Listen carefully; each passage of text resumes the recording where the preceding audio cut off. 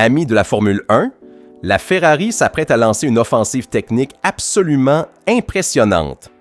À Barcelone, on attend une version de l'FTM encore plus extrême et sophistiquée que celle présentée à Miami, tandis que l'aile Macarena 2.0 cache un secret d'inspiration aéronautique, un mini-flap qui fonctionne comme un cerveau tab d'avion pour accélérer la rotation du profil. Au Canada, c'est la nouvelle aile avant qui fera ses débuts, celle-là même qu'Hamilton avait pointé du doigt comme une zone de déficit par rapport à la concurrence. Et attention, car Mercedes se prépare à apporter son premier grand pack de mise à jour précisément à Montréal, avec un gain estimé entre 2 et 5 dixièmes.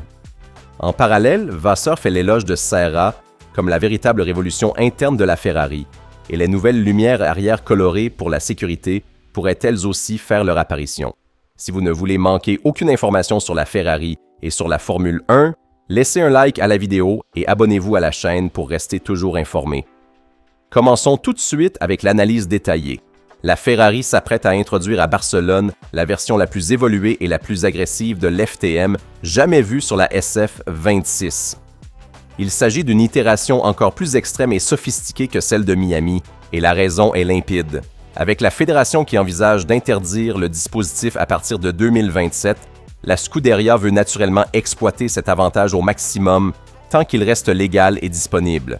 Ferrari dispose d'un avantage structurel sur tous ses rivaux, car l'FTM a été intégralement incorporé dans la philosophie de conception de la SF26 dès le début du projet.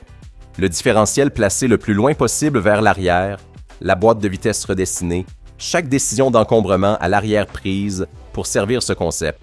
Aucune autre équipe ne pourra atteindre ce niveau d'intégration en 2026. À Miami, 6 équipes se sont présentées avec leur propre version du volet devant l'échappement, mais il s'agissait d'itérations rudimentaires comparées à l'original de Maranello. À Barcelone, Ferrari élèvera encore la barre, portant le dispositif à un niveau que la concurrence ne pourra pas égaler pour le reste de la saison. L'avantage estimé reste autour d'une demi-seconde au tour, et de nouveaux développements sont déjà à l'étude, ce qui confirme l'efficacité d'une solution dont le potentiel de croissance reste immense. L'architecture du moteur thermique avec le petit turbo produit ce flux d'échappement constant à haute vitesse dont l'FTM a besoin pour fonctionner au mieux, y compris dans les virages lents. C'est un avantage structurel qu'aucun autre motoriste ne peut reproduire avec la même efficacité. Dans la deuxième version de l'aile Macarena, Ferrari a introduit plusieurs modifications significatives. Les pylônes de support ont été renforcés pour garantir une meilleure stabilité lors de la large rotation que le flap principal effectue tout au long d'un week-end de course. Et surtout, les techniciens ont intégré une petite appendice sur le bord de fuite dans la section centrale. Il s'agit d'un mini-flap d'environ 4 cm en forme de parallélépipède avec un profil légèrement arqué dont l'extrémité accueille un petit rebord d'environ 1 cm. C'est sans aucun doute un élément inédit introduit par l'équipe menée par Loïc Serra, et le principe est bien connu dans le domaine aéronautique. C'est la même logique que celle des servo-tabs, ces petits volets compensateurs largement utilisés sur les avions pour réduire l'effort sur le manche. L'interaction entre les flux et cette micro-appendice génère une force locale qui se traduit par un moment de torsion supplémentaire utile pour accélérer la rotation du flap principal. En pratique, Ferrari a transposé sur la Macarena 2.0 le principe des servo-tabs pour réduire la charge de travail des actionneurs, qui sont très probablement de nature électrique. Le compromis technique se paie en termes de traînée en position statique, mais le jeu en vaut la chandelle. La rotation de 270 degrés de la Macarena réduit une quantité de traînée sensiblement supérieure à la solution Red Bull, qui présente un angle plus petit mais plus rapide. Les deux solutions fonctionnent en synergie avec le soufflage des gaz d'échappement, qui sur la SF26 est nettement plus évolué et plus complet. Mais l'FTM ne sera pas la seule nouveauté. Ferrari travaille intensément sur une nouvelle aile avant qui devrait arriver au Grand Prix du Canada. Hamilton lui-même avait identifié avec précision cette zone comme le point où la SF26 accuse le plus de retard par rapport à la concurrence.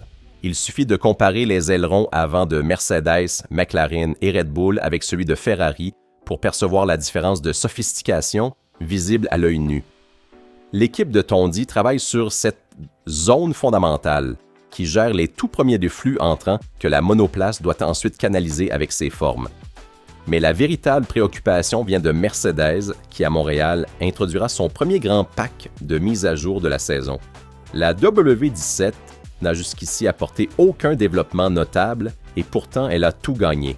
Le pack prévu pour le Canada comprend des nouveautés sur l'aile avant, la région des pontons, les barrages de flux, la carrosserie dans la zone moteur et potentiellement aussi sur leur version de l'FTM. Le gain estimé se situe entre 2 et 5 dixièmes au tour, un chiffre qui placerait Mercedes hors de portée pour n'importe quel concurrent en l'absence de problèmes techniques ou d'imprévus en course. C'est pourquoi Ferrari doit continuer à pousser sur tous les fronts pour ne pas perdre davantage de terrain en attendant que la Duo ouvre la porte au nouveau moteur prévu pour Spa. Le défi est clair, tenir sportivement et accumuler le moins de retard possible au championnat jusqu'à ce que le groupe motopropulseur mis à jour soit prêt à combler le déficit de chevaux face à la Power Unit Mercedes. Vasseur a parlé de l'importance de Loïc Serra en tant que directeur technique, confirmant à quel point le Français a été déterminant dans la transformation de la Ferrari. Quand on arrive dans une écurie, il faut 1 ou 2 mois pour s'y installer. C'est difficile de prendre en charge un projet qu'on n'a pas suivi depuis le début, avec des décisions déjà prises et d'autres chantiers en cours.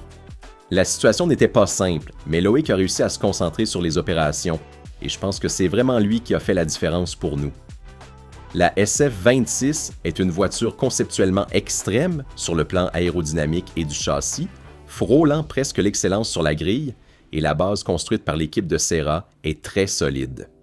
L'ancien ingénieur de Mercedes a toujours été un expert des pneumatiques, et sur cet aspect, la Scuderia a fait des progrès considérables. Vasseur a ajouté « C'est un vrai racer qui cherche les derniers centièmes partout.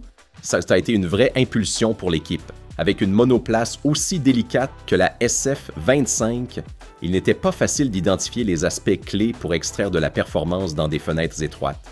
Mais Serra a su être à la hauteur, et ce, dès son premier rôle de directeur technique. Enfin, une nouveauté intéressante du côté de la sécurité. Formula Passion confirme que la fédération envisage d'introduire dès le Canada un système de feux arrière violet, bleu ou jaune qui s'activeront en fonction de l'état de délivrance d'énergie de la monoplace. L'objectif est d'éviter des situations comme l'accident de Bearman à Suzuka, où il y avait 45 km/h d'écart avec l'Alpine de Colapinto. La proposition a été bien accueillie par les pilotes et pourrait devenir opérationnelle dès le week-end du 24 mai. Ferrari joue sur tous les tableaux avec une agressivité qu'on n'avait pas vue depuis des années. L'FTM extrême à Barcelone, la Macarena 2.0 avec son ingénieux mini-flap d'inspiration aéronautique, la nouvelle aile avant pour le Canada et le travail de Serra, qui transforme l'équipe de l'intérieur avec courage et innovation. Mercedes représente une menace immense avec son pack de Montréal, mais le cheval cabré a les idées claires et tous les outils techniques pour répondre coup par coup. La route est encore longue, mais la Duo après le Canada apportera des réponses décisives sur le moteur.